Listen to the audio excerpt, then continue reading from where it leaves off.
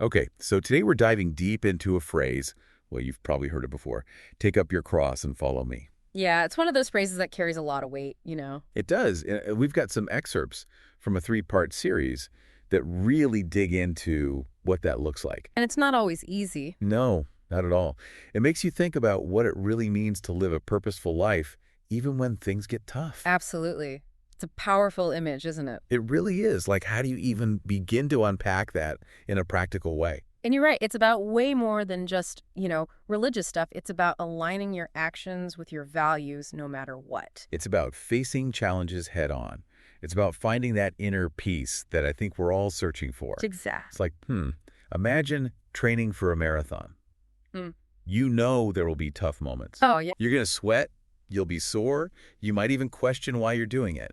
But you push through. You do because you know there's something on the other side. Right. That feeling of accomplishment when you cross the finish line, that sense of purpose, it makes it all worthwhile. I like that analogy. And in this case, the finish line, that deeper purpose, it's about connecting with something so much bigger than ourselves. I see what you mean.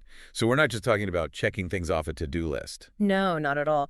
The source really dives into this idea of selflessness as being absolutely key to truly following this call. Okay, selflessness, that's a big one. It even quotes Galatians 2:20, right? Where Paul says, I have been crucified with Christ and I no longer live, but Christ lives in me. It's a powerful verse. It really is. But how do you actually live that out? That feels huge. It is huge, and it gets to the core of what this source is trying to unpack. Yeah, there's some real depth there. It's not just about doing a few good deeds here and there. It's about a complete and total shift in how we see the world. So it's about making choices every single day. And those choices, they reflect this idea of putting others first. Yes, even when it's hard, especially when it's hard. Which brings us to another big word that comes up a lot. Yeah. Sacrifice. Yeah, and the source doesn't shy away from that. It's honest about the fact that following this path, well, it's not always sunshine and roses. There are thorns. Definitely thorns. It specifically says these verses dive into the sacrificial nature of following Christ, emphasizing the call to deny oneself, take up the cross daily, and be willing to endure suffering for the sake of Christ. Endure suffering, that's a heavy phrase. Mm-hmm. How does the source balance that with this idea of finding peace and purpose? I mean, how do those two things go together? Well, it's like, how a blacksmith works with metal? Okay, yep. They take a piece of iron and they heat it up, hammer it, put it through all this intense pressure. Right. It's not a gentle process. Not at all. But the thing is, it's not about inflicting pain on the metal, you know? It's about shaping it. I see. So it's about making it stronger. Exactly. More resilient, more beautiful even, because of what it's gone through. Wow, that's a powerful image. So the source is saying that those challenges we face, those times when we feel like we're being hammered, those are actually opportunities. Yes, they're opportunities for growth, for becoming more than we were before. That's a really interesting way to look at it. So it's not about pretending the hardships aren't there. It's about how we choose to face them. And the source connects this back to the early disciples. Oh, right, because they faced some pretty intense stuff for what they believed. They did. Persecution, rejection, you name it. Yet their faith, it only seemed to grow stronger in the midst of all those trials. Which I guess is kind of the opposite of what we might expect, right? You'd think those experiences would make them doubt or want to give up. You would. But that's the thing about true faith. It's not about avoiding the tough stuff. It's about finding the strength to keep going, even when it hurts. It makes you think about the people today who face challenges for their beliefs.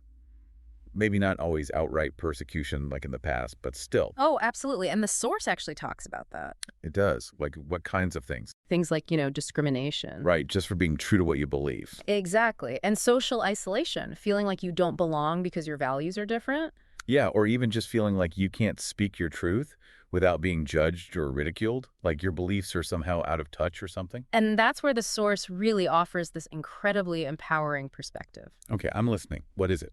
It reminds us that those very challenges, those moments that make us want to hide who we are, they have the power to actually refine our faith, to build an unshakable resilience within us. So it's not about pretending those hardships don't exist, but it's about how we let them shape us. Exactly. It's about Yeah. clinging to that promise in Matthew 11:28. Come to me, all you who are weary and burdened, and I will give you rest. That's one of my favorite verses. It's beautiful, isn't it? But it can also feel a bit confusing when you think about all that talk about hardship, right? It does seem kind of contradictory, yeah. Like, how can we be talking about rest when we're also talking about enduring suffering? Right, and that's where I think the concept of rest, it takes on a much deeper meaning than maybe we realize at first glance. Oh, okay, so what do you mean? It's not just about, like, physical Like relaxation. taking a nap or going on vacation. Exactly. It's so much bigger than that.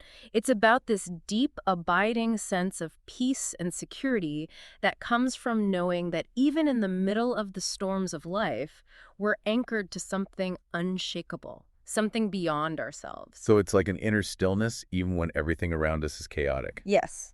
Okay, that makes sense. But then how do we actually tap into that? How do we find that kind of rest, especially in the middle of our, crazy busy lives? Well, that's where the source gets really practical. Okay, good. Because it's one thing to read about it, but it's a whole other thing to actually live it out. Exactly. And the source actually lays out 3 steps that we can take. Okay, I'm intrigued. What are these 3 steps to finding that kind of peace? The source breaks it down like this. The first step is embracing selflessness, but in a very practical way. It gives the example of helping an elderly neighbor with groceries, even if you're short on time. It's about those small, intentional acts of putting others first. It's about seeing those moments, not as interruptions to our day, but as opportunities to live out what we believe. I like that. What's the next step? The second step is seeking rest in faith. And again, the source makes it tangible. It talks about finding those moments of peace and connection amidst the chaos, like listening to worship music during a stressful commute. It's about being intentional about carving out those spaces for reflection and renewal. Those little pockets of peace can make such a difference. Okay, we've got embracing selflessness, seeking rest in faith. What's the final piece of the puzzle? The final step, and this one can be really challenging, is standing firm in adversity. That sounds like it requires a lot of inner strength. What does that look like practically? Imagine this. You're at work, and there's pressure to compromise your beliefs, maybe to fit in or get ahead. It could be something subtle, or it could be a direct challenge to your values. That's such a tough situation to navigate. What does the source suggest we do in those moments? It emphasizes responding with grace and resilience.